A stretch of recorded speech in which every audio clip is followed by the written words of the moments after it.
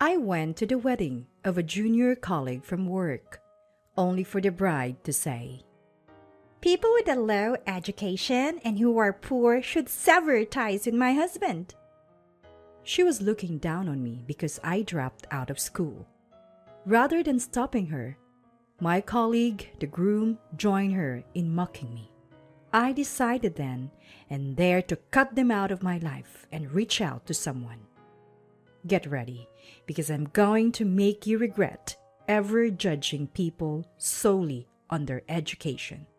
My name is Godwin, and I'm 32. I was raised in an average family, neither rich nor poor, the only son of working parents. What sets me apart is that while most of my classmates were thinking about high school, I was frantically searching for a job. Both of my parents are college graduates, but I was eager to start working as soon as possible. At first, they were confused but eventually supported me, saying it's my life to live as I see fit. I first worked as a factory laborer in my hometown, then switched jobs to become a painting contractor site supervisor. Now, I've been employed at a publicly traded major machinery manufacturer for 7 years. I'm a service department manager, visiting clients to handle machinery installation, repairs, and maintenance. Today, I have another round of repairs and maintenance visits planned. As I drive toward the freeway in the company car, my work cell phone rings. Seeing the displayed company name, my mood sinks a little. Not again.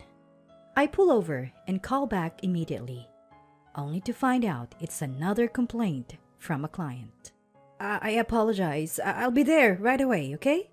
I bow my head, apologetically, phone in hand, even though the person on the other end can't see me. Now, I have to rearrange my schedule to handle this complaint first. It's going to be a long day. After 7 p.m., I return to the branch office and find Theodore from my service department already back, chatting happily with a colleague from sales. I'm back. Good job. Noticing me, Theodore quickly heads back to his seat and starts working on his computer. Each branch office in various regions is staffed by a small team and overseen by an area manager. In this branch, it's just Theodore, who is 2 years younger than me, and myself in the service department. Hey, Theodore, got a minute? What is it? You could hear the irritation in his voice. Got a complaint from one of your clients this morning. I went and fixed it myself, but we're both going tomorrow to apologize. Why did you leave it unattended for 2 days? I had plans both days. The CEO over there is always bossing me around. Maybe they should rethink how they treat me. As usual, all that comes out of Theodore's mouth are excuses and complaints about the client. I'm reporting this to the area manager. I had to step in and fix a client's issue, of course. I have to report it. Yet, Theodore, without any remorse, snorts and says, "So you're ratting on me again, just because you're jealous of my education. You exaggerated things in your reports." He thinks I, a college dropout, I'm jealous of him? A graduate from a prestigious university. Theodore used to be this polite, humble, and adorable junior. But the moment he found out I was a dropout, his attitude changed entirely. I wouldn't mind if he did his job correctly, but there are too many complaints from his clients, and it's a headache. The next day, we both go to the client to apologize. What are you doing here now? Your job is to fix this. The president of the client company is aggressive with his words, but it's not uncommon for people in industrial settings. I'm used to it, but Theodore, with no field experience, stands there saying nothing. After calming the angry client and discussing future improvements, Theodore finally mutters a soft, "I'm sorry." I thought he'd be feeling down on the ride back, but I was wrong. Why are field workers so uncivilized? Instead of showing any remorse, Theodore was back to bashing the client. That CEO pretty much advertises his lack of education with the way he talks. It was embarrassing to witness. Who made the client that angry? Maybe you should reflect on your work. My words fall on deaf ears. You're just out of touch because you've worked in those environments. Even so, if you're going to be in this line of work, you have to get used to it. Theodore laughs mockingly. What are you talking about? I only took this job to gain some mechanical knowledge. I don't plan on sticking around. Typically, people like Theodore would spend 2 years in service, then move to sales, but he's been here for 3 years. Nobody's going to move a guy with so many complaints to a sales position. He genuinely believes the bad reports are all because of me being jealous. If that's the case, all the more reason to get good at your service job. Show some sincerity to the client. Sincerity? When his attitude is that bad? There's no sincerity to talk about. Maybe it wouldn't bother me if he was on the same level as me, professionally speaking. I couldn't bring myself to say another word to Theodore. One day, I was on a business trip to set up some machinery. The test run didn't go as planned due to some glitches, so I had to stay overnight to fix it the next day. We had limited staff at the branch, so when major tasks like this came up, other local branches would help out. As I was looking for a place to eat near the hotel, someone called out to me.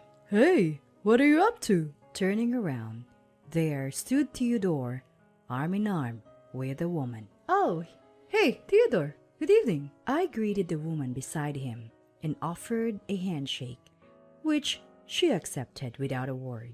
This is my girlfriend, Selena. She's from around here. I felt like I had seen her somewhere before, but I didn't dwell on it. Theodore invited me to dinner, and I accepted. After ordering, Theodore started to gloat. Actually, we just got engaged. She graduated from the same college as me, and her family is quite wealthy locally, and definitely on a fast track to success. That explained the dinner invitation. He wanted to show off his fiancée. As for Selena, she barely acknowledged me, not making eye contact and offering only occasional nods to Theodore. Dinner ended with Theodore dominating the conversation. When it was time to go, he excused himself to go to the restroom. Left alone with Selena, she broke the silence. I've heard quite a bit about you from Theodore. Her eyes locked onto mine as she spoke with a certain coldness. I could tell Theodore had been bad-mouthing me. You think your managerial role is a big deal? Just because you've been at the company a few years longer? Could you please stop blocking Theodore's career? Certainly, the position of manager is something anyone can achieve through years of service and performance evaluations. And our direct boss is the area manager. For Theodore, I'm just a senior colleague, which isn't incorrect. Deciding it was futile to argue, I let it go. Theodore soon returned and wouldn't make eye contact, pretending like nothing happened. As I was leaving, I asked him about work for tomorrow, and he said he'd be helping out at this branch. Something felt off, but I didn't say anything because she was there. The next day, I went to troubleshoot a test run as planned, but Theodore never showed up. I felt uneasy, so I discreetly consulted the area manager and had him look into Theodore's business trip application. Turns out, on the day I met Theodore and his girlfriend, they were supposed to be on a business trip that involved an overnight stay. This was a clear false claim. The area manager asked to handle the rest, so I left it to them. Sometime later, the date for Theodore and his girlfriend's wedding was set. I wasn't invited and felt relieved. But a week before the ceremony, the area manager asked me to attend in their place. They were supposed to give the main speech but couldn't make it, so they asked me to do it. I initially declined, but accepted when they said they had showed up later. On the wedding day, I arrived early and bumped into Theodore and his girlfriend on my way to the waiting room. They looked surprised to see me. You know, My elite friends and I all have degrees from prestigious universities and work in top-tier companies. I didn't think you, a dropout, would fit in, so we didn't invite you." Theodore scoffed. "I was asked to speak on behalf of the area manager who will be late. Once they arrive, I leave," I replied. The color drained from their faces. "Are you trying to embarrass me by having a dropout give a speech? If the area manager can't make it, there's no need for a speech. Leave now," Theodore commanded. Cut ties with my husband. You, uneducated pauper. His girlfriend chimed in. They laughed haughtily and walked into the waiting room, leaving me stunned. A new emotion welled up and my whole body started trembling. If they want to sever ties, then so be it. I stayed under the radar and waited for my turn to speak. Finally, it was my turn. I took a deep breath and stepped up to the mic. Though Theodore and his girlfriend glared, urging me to leave, I started my speech unfazed. "Congratulations on your wedding. If you thought I'd stick to usual pleasantries, you're mistaken. Theodore isn't exactly commendable in his job, but this is a celebratory occasion, so I must use only the highest praises. Top-tier graduate, Theodore. You are exceptional in accumulating customer complaints at work. Your unrepentant and arrogant behavior, always blaming our clients, really showcases your thick skin. I'm always impressed." "Stop it now!" She stands up beside a flustered Theodore and shouts, overtaken by rage. You're supposed to cut ties with Theodore. Quit bullying him. The room starts buzzing, but I continue my speech unfazed. Our Ivy League grad Theodore is quite the trickster. He's been lying about business trips to go hang out with her and claiming expenses for it. That's pretty bold and clear embezzlement. "Hey, cut it out! You're making this up!" Theodore shouts red-faced and starts coming towards me.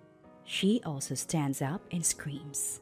What's your evidence for all of this? Are you insane? The room descends into chaos, prompting the MC to nervously ask me to stop. I thought, maybe this is as far as it goes. At that moment, the door swings open with a bang. The ones who entered the now silent room were the area manager and the president of the client company. She goes pale when she sees the president heading straight for the bride and groom's table. "So, you're lying about wanting to quit your job to marry me was a lie?" Turns out, she had been working as a hostess at the club. I recognize her because I was once told at the club that she was the one I was supposed to marry.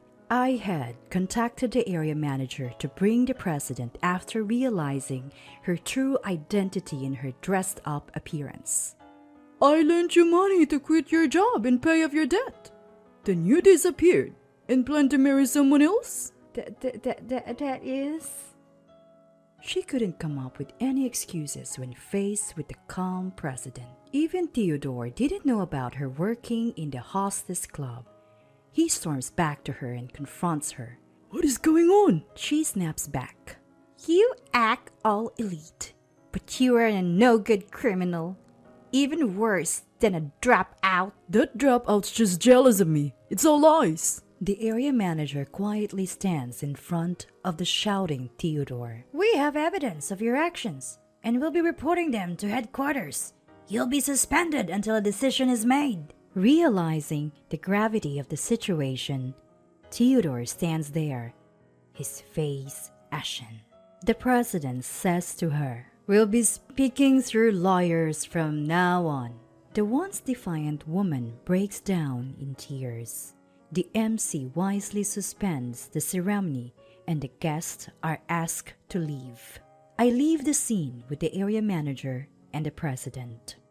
Rumor has it that Theodore and she had planned to get their marriage certificate after the ceremony, but now it's off. Both families are blaming each other and fighting over the wedding costs. Theodore was fired for misconduct, and they're calculating the exact amount he embezzled for restitution. The only thing that stings a bit is that the area manager also received a pay cut for poor supervision of his subordinates. Theodore had timed his business trips to coincide with days when major tasks like machine installments were happening, and the area manager had approved these trips. As for the woman facing fraud charges from the CEO for her sham marriage, she'll likely be tied up in court for a while. Of course, I've cut ties with Theodore and haven't spoken to him since that day. As for me, I'm just going to continue living my life with my head held high.